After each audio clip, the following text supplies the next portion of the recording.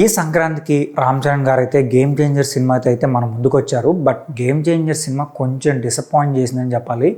6 ఏళ్ళ తర్వాత ఆయన సోలో హీరోగా వచ్చిన తర్వాత ఫ్యాన్స్ అయితే చాలా అంటే చాలా హోప్స్ పెట్టుకున్నారు ఈ మూవీ పైన. బట్ ఈ సినిమా రామ్ చరణ్ గారు అయితే 100% ఆయన బెస్ట్ అయితే ఇచ్చారు. నాకు తెలిసి అయితే శంకర్ గారు మాత్రం ఈ సినిమాని నాశనం చేసని చెప్పాలి.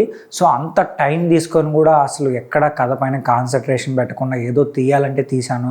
అలాగే సాంగ్స్ పైన బడ్జెట్ ఖర్చు చేయడం కానీ అంత బడ్జెట్ పెట్టి ఏదో అసలు ఇంపాక్టే లేకుండా సినిమా తీశారనిపించింది. సో RRR తర్వాత ఆయన ఆచార్య సినిమాతో ఇచ్చారు. బట్ ఆచార్య సినిమా కూడా కొంచెం డిసప్పాయింట్ చేసింది. బట్ ఏంటంటే ఆచార్య సినిమా కొంచెం మల్టీ స్టార్ టైప్ సినిమా కాబట్టి ఓకేలే అని వదిలేశారు ఫ్యాన్స్. ఆ తర్వాత ఈ సినిమా కోసం అయితే ఫ్యాన్స్ చాలా హోప్స్ పెట్టుకున్నారు. అయితే RRR సినిమా తర్వాత చాలా సంవత్సరాలు గ్యాప్ తీసుకొని మరి ఈ సంక్రాంతికి అయితే ఈ సినిమా రిలీజ్ చేశారు. బట్ ఇంత గ్యాప్ రావడానికి కారణం ఏంటంటే శంకర్ గారి వల్ల గ్యాప్ వచ్చింది. ఆయన ఏంటంటే మధ్యలో ఇండియన్ 2 సినిమాకి వెళ్ళి సో ఈ సినిమాని అయితే కొంచెం పక్కన పెట్టాల్సి వచ్చింది. ఒక్కోసారి ఏమైందంటే 2 సినిమా షూటింగ్స్ని ఒకేసారి చేయాల్సి వచ్చింది అనమాట. సో ఇలా ఏమైనా కథ కొంచెం చేంజెస్ అయిపోయిందా, లేదంటే ఎక్కువ ఇంకోసారి ఇంటర్వ్యూలో ఏమన్నారంటే శంకర్ గారు ఈ సినిమా నేను 5 గంటల పాటు తీశాను. సో 5 years ఫుటేజ్ ఉంది నా దగ్గర, అందులో చాలా సీన్స్ అయితే కటింగ్స్లోనే వెళ్ళిపోయినాయి. సో కొంచెం వరకు మేము 2 hours 42 minutes వరకు మేము పెట్టాల్సి వచ్చిందని కూడా ఆయన చెప్పారు. బట్ ఫ్యాన్స్ ఏం ఫీల్ అవుతున్నారంటే మీరు అంత లెంత్ సినిమా తీయాల్సిన అవసరం ఉంది, స్క్రిప్ట్ దశలోనే కొంచెం షార్ప్గా కట్ చేసుకొని సో ఏ సీన్స్ బాగుంటాయి అవే తీయచ్చు కదా, ఎందుకు అంతసేపు ఎందుకు తీశారని చెప్పి కూడా ఫ్యాన్స్ అడిగారు. బట్ వాట్ ఎవర్ ఎక్కడ తప్పు జరిగిందో పక్కన పెట్టేస్తే సినిమా మాత్రం ఫ్యాన్స్ అయితే డిసప్పాయింట్ చేసింది. అలాగే ఈ మూవీ కోసం చాలామంది సినీ అభిమానులు అయితే ఎదురు చూస్తున్నారు. వాళ్ళు కూడా ఈ మూవీ చాలా వరకు డిసప్పాయింట్ చేసిందని చెప్పాలి. సో ఇప్పుడు ఈ సినిమా నుంచి వెంటనే రామ్ చరణ్ గారు తేరుకొని వెంటనే RC16 మూవీ అయితే స్టార్ట్ చేశారు. అంటే మూవీ రిలీజ్కి ముందే ఆ మూవీ స్టార్ట్ చేశారనమాట. బట్ ఇప్పటి నుంచి మాత్రం రెగ్యులర్గా షూటింగ్ అయితే చాలా ఫాస్ట్గా ఫినిష్ చేయాలని చెప్పి ఈ సినిమా ఎట్టి పరిస్థితుల్లో ఈ ఇయరే రిలీజ్ అవ్వాలి. సో మేబీ దీపావళి టైంలో కానీ లేదంటే దసరా టైంలో కానీ మూవీ రిలీజ్ చేయాలని చెప్పి రామ్ చరణ్ గారు చాలా గట్టిగా ఫిక్స్ అయ్యారని తెలుస్తుంది. ఈ ఇయర్ ఎట్టయినా బిగ్గెస్ట్ బ్లాక్ బస్టర్ కొట్టాలని చెప్పి రామ్ చరణ్ గారు భావిస్తున్నారంట.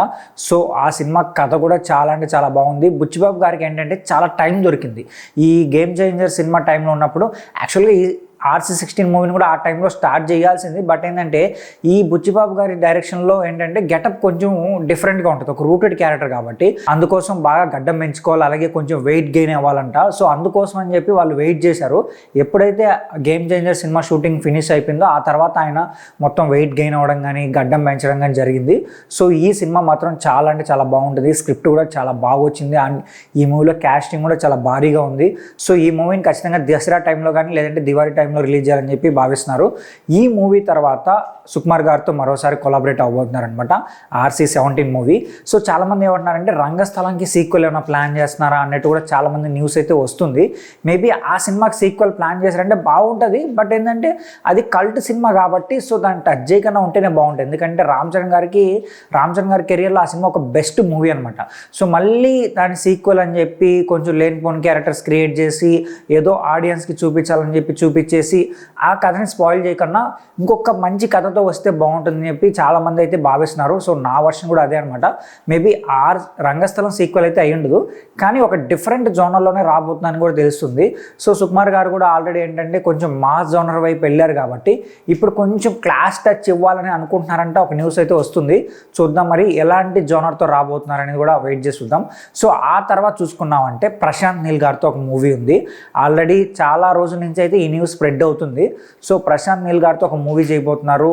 సో ఈ మూవీ కూడా చాలా పెద్ద భారీ స్కేల్లో రాబోతుందని కూడా న్యూస్ అయితే తెలుస్తుంది. మూవీ కానీ సెట్ అయితే కానీ వీళ్ళిద్దరు కాంబినేషన్లో ఒక మూవీ కానీ వస్తే మాత్రం ఖచ్చితంగా బాక్స్ ఆఫీస్ రికార్డ్స్ అయితే బద్దలవుతాయి. సో డెఫినెట్లీ 2000 కోట్ల వరకు కూడా వెళ్ళే అంత క్యాపబిలిటీ ఉంది ఈ కాంబినేషన్కి. చూద్దాం మరి. సో ఆ తర్వాత చూసుకున్నామంటే లోకేష్ కంగరాజ్ గారితో కూడా ఒక మూవీ ఉందని కూడా ఒక డిస్కషన్ నడుస్తుందన్నమాట. బట్ ఆ మూవీ గురించి అయితే ఎటువంటి న్యూస్ అయితే బయటకు రాలేదు.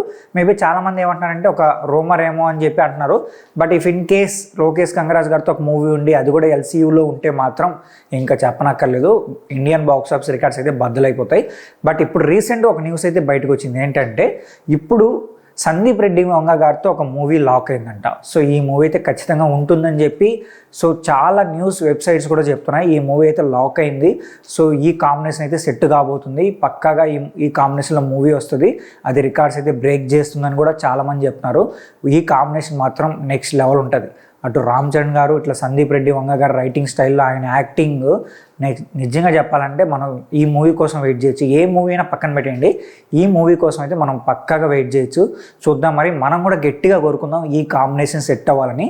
అయితే రామ్ చరణ్ గారు ఏంటంటే ఇప్పుడు ఒక బిగ్గెస్ట్ బ్లాక్ బస్టర్ కొట్టాలని చెప్పి ఎదురు చూస్తున్నారు. అది కూడా ఇయరే సినిమా రిలీజ్ చేసి ఆ సినిమాని బిగ్గెస్ట్ బ్లాక్ బస్టర్ కొట్టించేలా చేయాలని కూడా ఆయన అనుకుంటున్నారనమాట.